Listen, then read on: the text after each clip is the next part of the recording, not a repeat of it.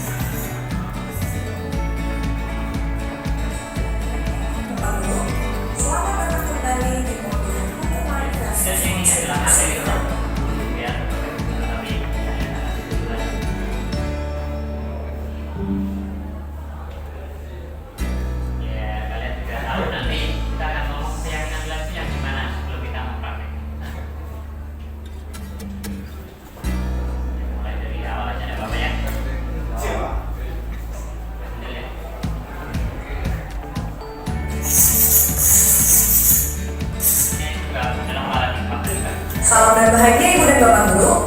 Selamat datang kembali di modul hukuman versus konsekuensi versus restitusi. Apakah sampai saat ini Ibu dan Bapak Guru sudah siap untuk mempraktikkan proses restitusi di kelas? Namun sebelum itu, kita akan belajar terlebih dahulu mengenai keyakinan kelas yang nantinya akan membantu guru dalam membimbing muridnya sampai melakukan restitusi.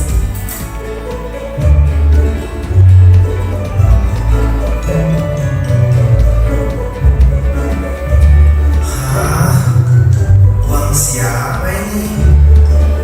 Bu Guru, saya ada uang.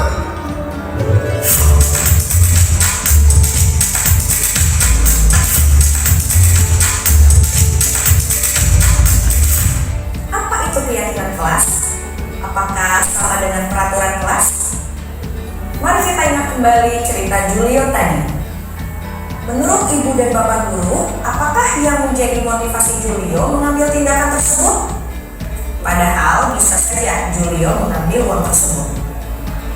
Ia pun tidak akan dapat hukuman karena tidak akan ada yang mengetahuinya. Tidak ada juga penghargaan yang didapatkannya dari mengembalikan uang tersebut.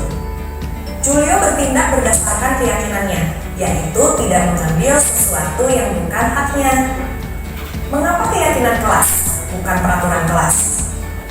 Mari kita lihat contoh peraturan kelas PKB berikut. Ya, ada dua istilah ya, keyakinan kelas, peraturan Kelas. 1. Membuang sampah pada tempatnya.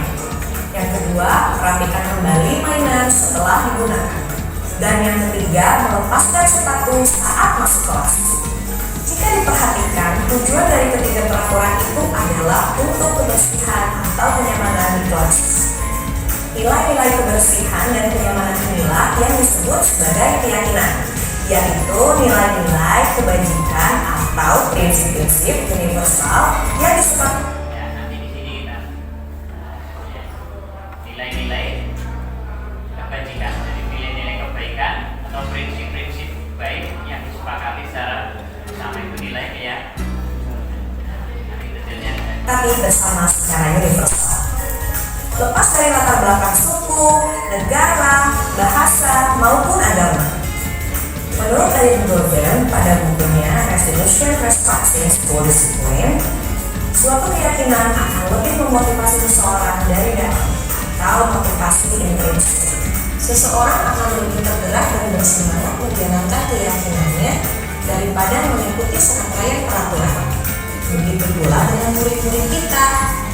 Peraturan biasanya rinci dan konkret. Suatu kelas bisa memiliki lebih dari satu peraturan yang berkaitan dengan kebersihan dan kenyamanan. Peraturan juga bisa bertambah seiring waktu. Sedangkan keyakinan bersifat lebih abstrak dan universal dibanding peraturan. Segala sesuatu yang berkaitan dengan kenyamanan tergabung dalam satu keyakinan. Jika suatu saat ada murid kelas TKB yang makan di kelas dan berceceran, bisa saja guru harus menambah lagi peraturan baru, yaitu tidak makan di dalam kelas. nah ini sama lagi ini dari peraturan membahas apa tempatnya, merapikan kembali mainan, melepaskan sepatu saat masuk kelas. Jadi setiap anggota kelas perlu merasa nyaman saat jadi keyakinan itu lebih nanti manfaat jika memakai keyakinan kelas, guru hanya perlu mendalami kembali nilai keyakinan kepada muridnya yang nantinya berujung ke restitusi. Bagaimana membentuk keyakinan kelas? Keyakinan kelas akan menjadi keyakinan bersama seluruh anggota kelas. Ini nanti akan terangkan ya, yang di kelas dan kita bikin. Lalu, bagaimana cara membentuk keyakinan kelas ini? Ada beberapa hal perlu diperhatikan terkait keyakinan kelas. Yang pertama, pembuatan keyakinan kelas melibatkan semua warga kelas. Yang kedua, keyakinan kelas hendaknya tidak terlalu banyak sehingga mudah diingat dan dipahami oleh semua warga kelas. Yang ketiga, menggunakan kalimat positif. Yang keempat, keyakinan kelas sebaiknya sesuatu yang dapat diterapkan di lingkungan tersebut. Dan yang kelima, perlu adanya tinjauan kembali keyakinan kelas dari waktu ke waktu agar tetap relevan. Berikut langkah praktis yang ibu dan bapak guru bisa terapkan saat pembentukan keyakinan kelas. Yang pertama, membuka ruang diskusi. Memberikan kesempatan untuk semua murid menyampaikan masukannya mengenai keyakinan kelas yang perlu disepakati. Ya, jadi yang kita semuanya menuliskan ya satu kesepakatan yang menurut kalian satu jadi semuanya punya hak untuk mengusulkan satu. Jika murid belum terbiasa dengan istilah keyakinan, maka bisa diajak dulu untuk mengusulkan peraturan. Yang kedua, mencatat. Mencatat semua pendapat murid di papan tulis atau kertas besar sehingga semua bisa melihat hasil. Jika menemukan kalimat negatif, ubahlah dulu menjadi kalimat positif. Contohnya, jika Ya, nanti setelah menulis akan menempelkan di depan satu baru nanti kita bahas. Ya. Ini contohnya, kalau kamu mungkin masih asing dengan istilah keyakinan, yaitu mirip dengan kata peraturan.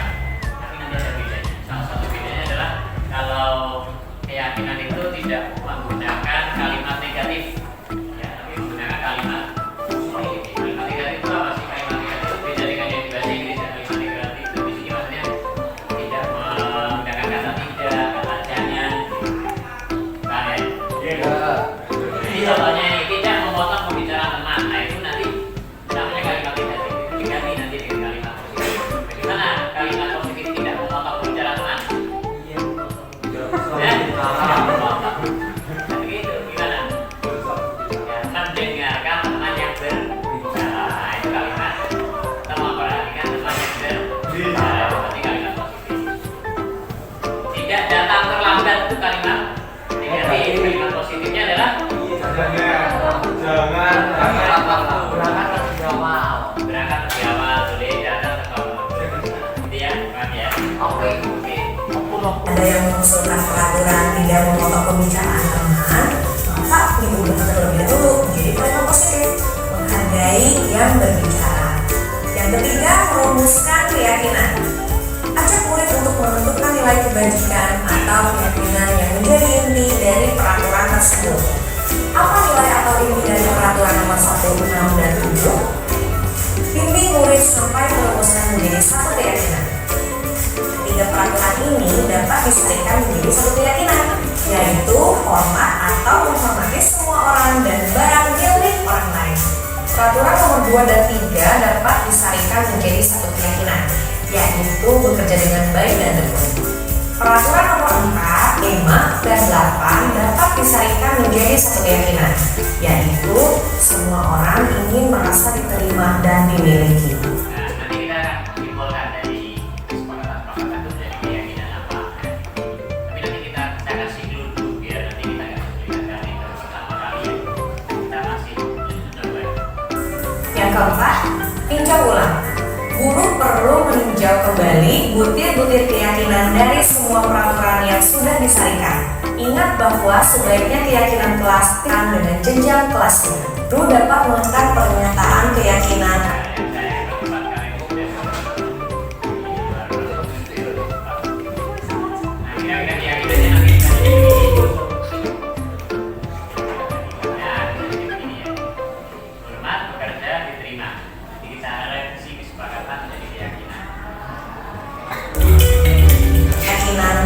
sederhana. Di sini sudah cukup jelas ya? Ya. Biar jelas itu materi dulu, tapi yang untuk kalian juga jelas. Nah, sebelum ke sana, nanti saya akan bagi ya, saya akan bagi beberapa. Di antara keyakinan kelas yang kita tuju, di antaranya satu beriman dan bertakwa. Nah ini cluenya dulu. Ya, tidak. Beriman dan bertakwa. Contohnya apa ya? Berdoa sebelum belajar itu beriman dan bertakwa. Kemudian hormat atau saling menghormati. Menghormati sesama. Ya, saling menghormati itu contohnya ya mendengarkan teman yang berbicara, mendengarkan dia berbicara. Terus apa lagi? Mencintai. Mencintai gimana? Mencintai itu dengan seluruh hati. Ya, itu termasuk ya itu menghargai barang yang bijak, saling menghormati. Kemudian kerjasama. Contohnya kerjasama gimana? Ya, bekerja dalam kelompok, saling membantu dalam piket dan seterusnya. Itu kerjasama. Ya. Tapi kalau kerjasama dalam pelanan itu berarti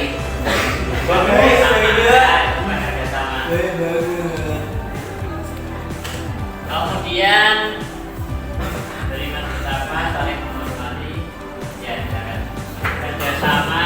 Satu lagi,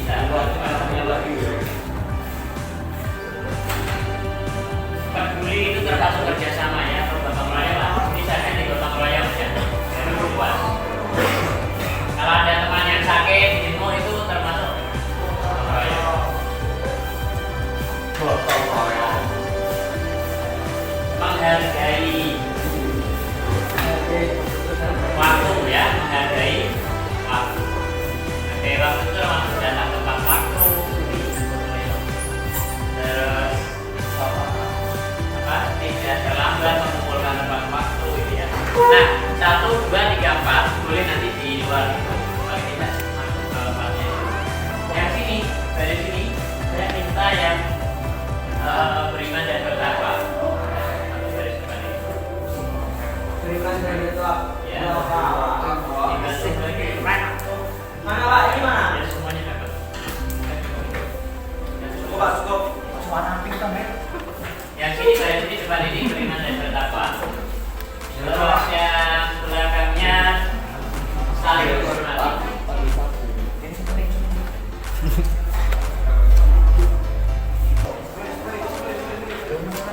Ini gotong royong ya. Kemudian Saya dapat apa Pak? bentar ya. Yang depan sini, ya. Yang depan sini Pak habis sih Pak. menghargai waktu. Ini Saya apa Pak? menghargai waktu. Yang belakang ini silakan pilih. Ya, mau beriman, saling menghormati, gotong royong. Menghargai waktu yang sini boleh pilih ya. Ya. Pilih ya, semuanya berkontribusi. Ya, silahkan diisi. Nanti setelah selesai ditempel di bawahnya kayak Pak ini sih cita-cita Pak. Ya, Cita-cita. kita. Kesepakatan menurut kamu ya. Kalau belum tahu kesepakatan peraturan lah. Peraturan kelas kita apa gitu ya? Oh, berarti Beriman bertakwa adalah beriman sebelum mulai belajar. Sholat jamaah ketika tapi kalau ada sholat Pak. itu sholat silakan ditulis. Satu saja, satu orang satu aja. Terus mengumpulkan tugas tepat waktu. Terus masuk kelas tepat waktu. Ya.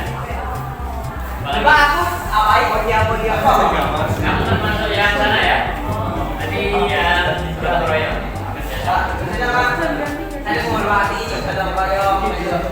Iya, kamu yang kerjasama. Apa kira-kira yang untuk kerjasama di kelas ini? Silakan boleh diskusi sama temannya. Oh. Tapi satu aja, tulis satu aja.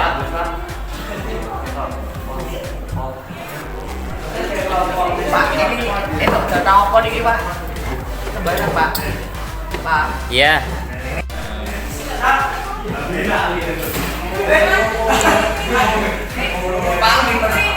Iya. Susu kula tahu beda.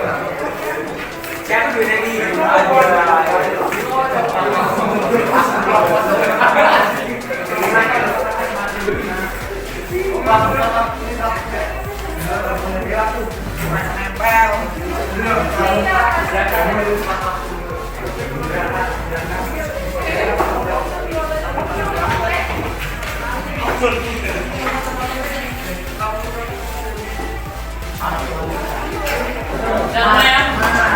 Ya? Satu semangat.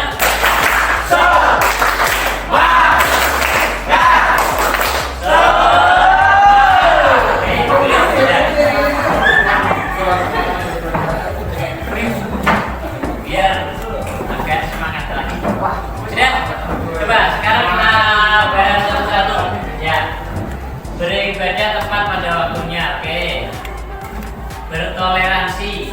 Nah, kalau toleransi beriman apa yang mana kira-kira? Ya. Bertoleransi mungkin logika menghormati ya. Oke.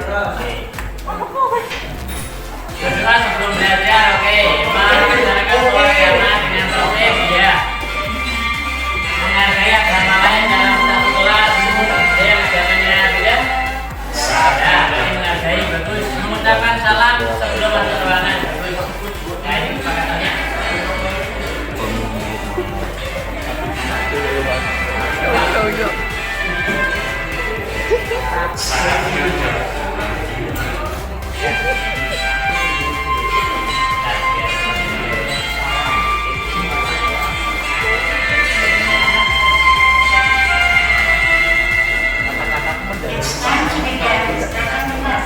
Ya, sekarang ke yang saling menghormati. Menghormati orang lain yang sedang berbicara. Oke, berangkat ya. Menghormati orang lain yang sedang berbicara. Menanamkan sikap sopan dan santun terhadap orang lain. Oke, good. Menghormati adat istiadat dan budaya suku lain. Yang berbeda suku. Termasuk saya kalau presentasi berarti didengarkan. Mendengarkan dan memperhatikan nasihat pesan dari orang tua. Oke ya. Bertoleransi ini satu lagi. Ya.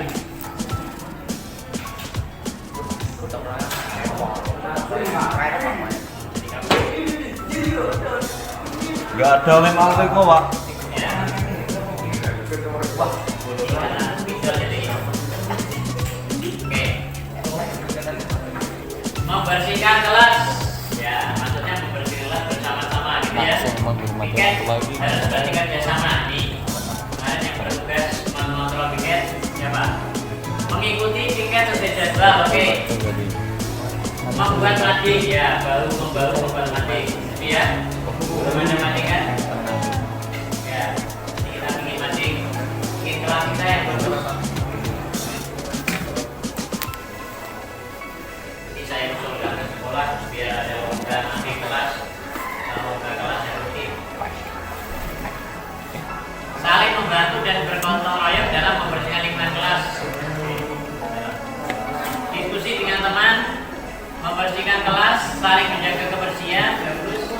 Membantu teman membersihkan kelas, ini sama ya, ini membersihkan kelas. Ini juga merapikan meja sebelum belajar. Nah, masuk kelas tepat waktu. Nah, berarti ini gimana ini? Menghargai waktu ya. Ya. Terus membantu sesama siswa. Oke. piket. Semuanya senang piket. Ibu wayah mongso. Harusnya di kertas soalnya kalau di kamar tulis.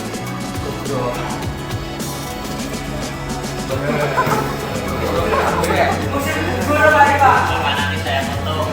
Main apa aja jasa? Mengumpulkan tugas tepat waktu, datang ke kelas tepat waktu, tepat waktu dan aktif di kelas, bangun tidur lebih awal.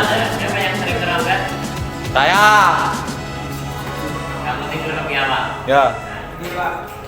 Belajar tepat waktu dan sholat tepat waktu, mengumpulkan tugas tepat waktu. Baik itu kesepakatan kita. Nanti ini akan saya dokumentasikan, saya foto. Kemudian nanti saya buat ya mungkin akan seperti ini nanti. Nah, oke. Setelah ini nanti saya cetak ya cepat. Kemudian nanti kamu akan menandatangani belakang kata ya sebagai siswa. Semuanya semangat. Semangat. Bakar. Semangat. Kita tulis. Nanti saya dokumentasikan. Ada yang mau